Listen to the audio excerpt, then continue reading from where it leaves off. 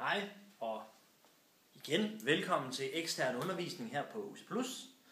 I dag der skal vi arbejde videre med substantiver i bestemt form og adjektiver. Sidste gang der snakkede vi om, at når vi har et substantiv i bestemt form her, manden, sætningen manden er stor, jamen når vi har et n-ord, altså en mand, manden, så skal vi have vores adjektiv i den korte form. I sætning 2, der har vi skrevet, huset er gult. Her har vi med et t-ord at gøre. Det hedder altså et hus, huset. Og når vi har et t-ord, jamen så skal vi også have et t på vores adjektiv, så det ikke er gul, men gult. Huset er gult.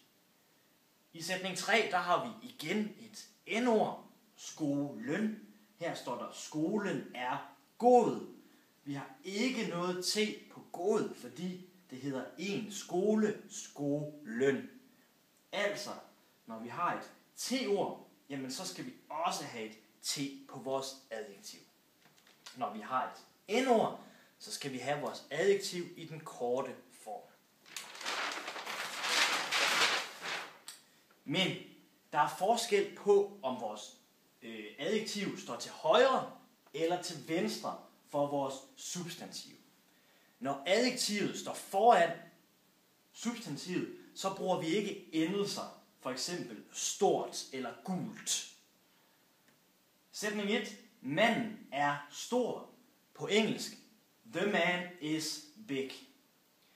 Hvis vi flytter vores adjektiv foran vores substantiv, jamen så ændrer vi form til en den form. Sætningen hedder nu den store mand. På engelsk, the big man. Hvis vi har et t-ord, altså her, huset er gult.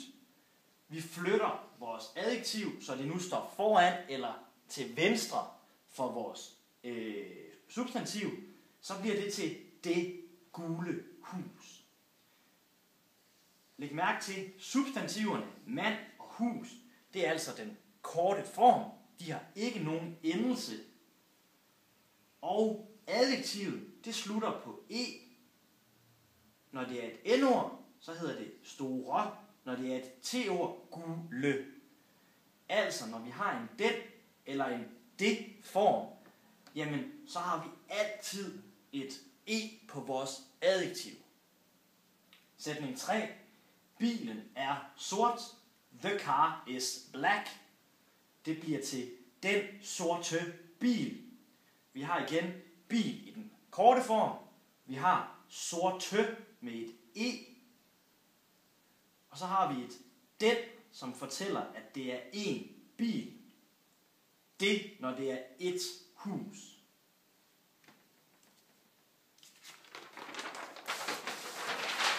Vi går til dagens eksempler. I eksempel 1. Det stort hus ligger i Aarhus. Her har vi en fejl, og nu kan du derhjemme prøve at se, om du kan finde den ene fejl, der er i sætning 1.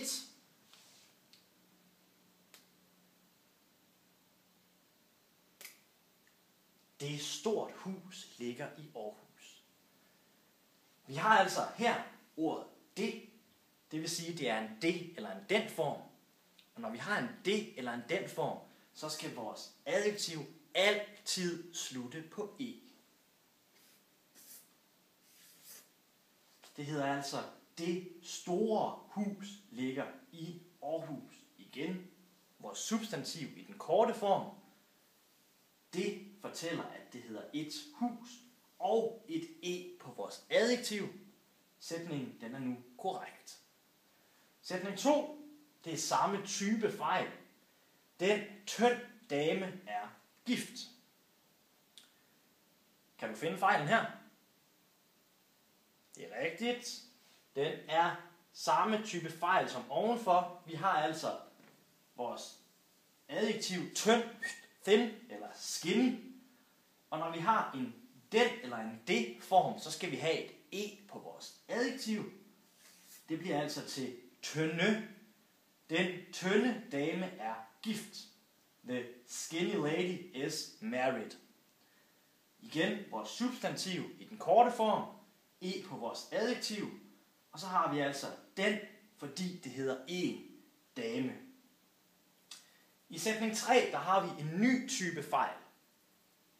Prøv at se, om du kan finde fejlen i sætning 3.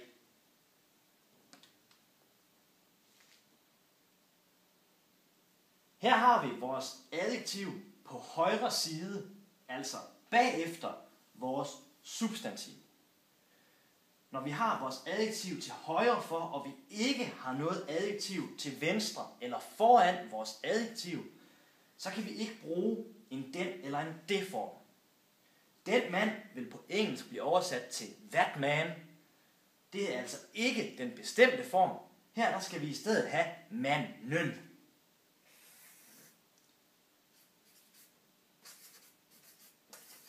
Sådan. Nu har vi den bestemte form. Manden er høj. The man is tall. Vi kan altså kun bruge en den eller en det form, når vi har et adjektiv foran eller til venstre for vores substantiv. I den sidste sætning, det søde barn er stor. Her har vi også en fejl i en ny type. Kan du finde fejlen i sætning 4?